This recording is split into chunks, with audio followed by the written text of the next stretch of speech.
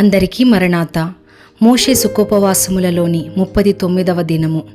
అంశము నిర్గమకాండ సారము. దిగివచ్చుట నడిపించుట. వాక్యము నిర్గమకాండము 19వ అధ్యాయము 1 నుండి 25 వచనములు. ప్రార్థన. తండ్రి, నీవు ఏ సమయమందును మాకు వేరుగా లేవు గనుక నీకు వందనములు. నీ పిల్లల మధ్యకు నీవు దిగివచ్చిన రీతినే మా మధ్యకు దిగివచ్చి మమ్మును నీతో ఏకము చేసుకొనుటకు నీ వాక్య వర్తమానము ఇమ్మని యేసు నామమున వందించుచున్నాము. ఆమేన్.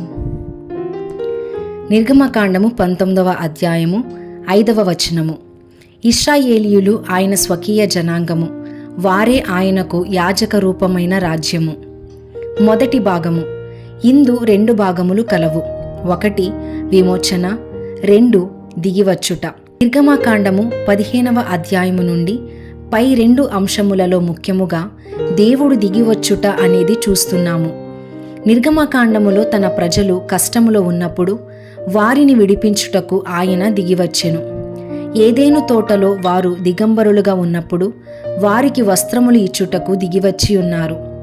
కాలము సంపూర్ణమైనప్పుడు బెత్లెహేము తొట్టెలోనికి దిగివచ్చెను. 120 మంది మేడగదిలో ఉన్నప్పుడు ఆయన మరియొక మారు దిగివచ్చెను. రేపు 2వ రాకడలో మరియొకసారి దిగివచ్చును.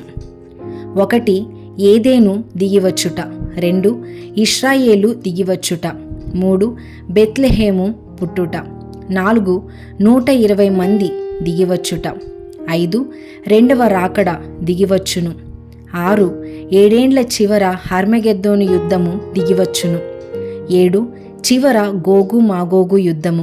అప్పుడు ఆయన 7వసారి దిగివచ్చును. రక్తము లేనిదే విమోచన లేనేలేదు గనుక క్రీస్తు యొక్క గొర్రెపిల్ల రక్తమును వారు గుమ్మపు ద్వార బంధములకు పూసికొన్నట్లు మనము మన హృదయములకు విశ్వాసమును రాసికొనవలెను. హెబ్రీయులకు రాసిన పత్రిక 10వ అధ్యాయము 26 నుండి 29 వచనములు. ఈ రక్తము తొక్కించుట అని అర్థము. హెబ్రీయులకు రాసిన పత్రిక 6వ అధ్యాయము 5 నుండి 6 వచనములు. 2వ భాగము. 1 మోషే యొక్క పిలుపు, 2 మోషే ఐగుప్తుకు వచ్చుట, 3 ఫరోతో కలహమాడుట, 4 ఇశ్రాయేలీయులు బయటకు వచ్చుట. 1 దేవుడు కనపడినది పొద, 2 మోషే హృదయములో వద, 3 మోషే దేవునితో చెప్పిన సొద, 4 దేవుడు మోషేతో చెప్పినది పద, 5 ఇది అంతా నిజమే గదా. అహరోను కర్ర జీవమునకు ముంగుర్తు, అది మాంత్రికుల కర్రలను మృంగివేసెను. ఇది పునరుత్థానమునకు సూచన. ప్రభువు తన జీవముతో తన మరణమును మృంగివేసెను అనునది అహరోను కర్రలో చూడగలము. నిర్గమకాండము 7వ అధ్యాయము. మోషేను దేవుడు పిలిచి పనిచేయుటకు శక్తిని అనుగ్రహించి వాడుకొనెను. సేవకులు కూడా తాము మంటివారమని భావించి సంపూర్ణముగా దేవునిపై ఆధారపడిన ఎడల ఆయన బలముగా వాడుకొనును. మోషే అంత గొప్ప నాయకునిగా గత కాలములో గాని రాబోవు కాలములో గాని మోషే వంటి ఆయనను చూడలేము. 9 అద్భుతములు చేసి ఫరోతో కలహపడి 10 అద్భుతముల ద్వారా వారిని విడిపించెను. 3వ భాగము. నిర్గమకాండము 15వ అధ్యాయము 22వ వచనము. 19వ అధ్యాయము అంతా దేవుడు వారికి ప్రత్యక్షమై ఆత్మవిద్యను నేర్పు మొదలుపెట్టెను. ఇది 40 సంవత్సరముల యాత్రా పాఠశాల. ఈ యాత్రలో జరిగిన విషయములన్నిటి ద్వారా వారు సంపూర్ణముగా ప్రభువుపై ఆధారపడుట నేర్పించుకొనవలయును. విధేయులైన వారి ఎడల ఆయన ఎట్టి కార్యమైనా చేయగలడు. కానీ ఇన్ని మేళ్లు చేసిన దేవుని జ్ఞాపకము చేసుకొనాలి. ఐగుప్తులోనే తిండిని జ్ఞాపకము చేసుకొనిరి.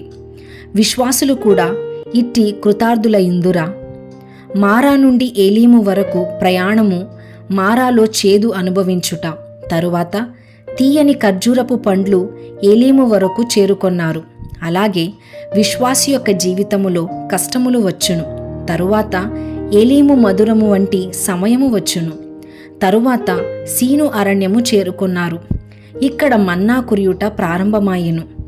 రెఫీదీము చేరిరి. ఇక్కడ అమాలేక్యులతో యుద్ధము చేసిరి. అమాలేక్యులు ఆదికాండము 36వ అధ్యాయము 12వ వచనము. శరీరరీతిగా జన్మించిన వారు గనుక శరీరమునకును ఆత్మకును ఎప్పుడు యుద్ధము జరుగుచున్నట్లు అమాలేక్యులకు ఇశ్రాయేలీయులకు ఎప్పుడూ యుద్ధమే. 4వ భాగము అర్పింపబడుట. నిర్గమాకాండము 20వ అధ్యాయము 23వ అధ్యాయము. మన విమోచకుని యొక్క చిత్తము నెరవేర్చుకొనుటకు సమర్పణ చేసుకొనవలయును. ఆయన సేవ కొరకు ప్రతిష్ఠించుకొనవలయును. ఇశ్రాయేలీయుల నాయకుడు మరియు విమోచకుడైన యెహోషువ దేవుని చిత్తమునకు లోబడి ఆయన సేవ చేయవలయును గనుక వారి నడతలకు విశ్వాసమునకు కావలసిన ఆజ్ఞలు ఇవ్వబడెను. 5వ భాగము ఆరాధన. నిర్గమకాండము 24వ అధ్యాయము నుండి 40వ అధ్యాయము వరకు ప్రత్యక్ష గుడారము ఇవ్వబడెను. దైవ సన్నిధి స్థాపింపబడెను. దేవుడే మానవుల మధ్య నివసించుటకు ఏర్పాటు చేసుకొనెను. వారి పరిశుద్ధతకు కావలసిన విధులు ఇయ్యబడెను. దేవాలయము నుండి ప్రతి భాగమును ప్రార్థనాపూర్వకముగా నేర్చుకొనవలెను. ప్రభువు మన మధ్య నివసించును. రేపు పరలోకములో ఆయన మనము కలిసియుందుము అనుటకు సూచనయై ఉన్నది. దీవెన.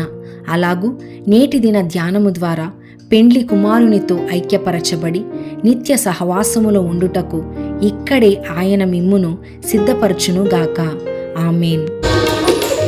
ఆ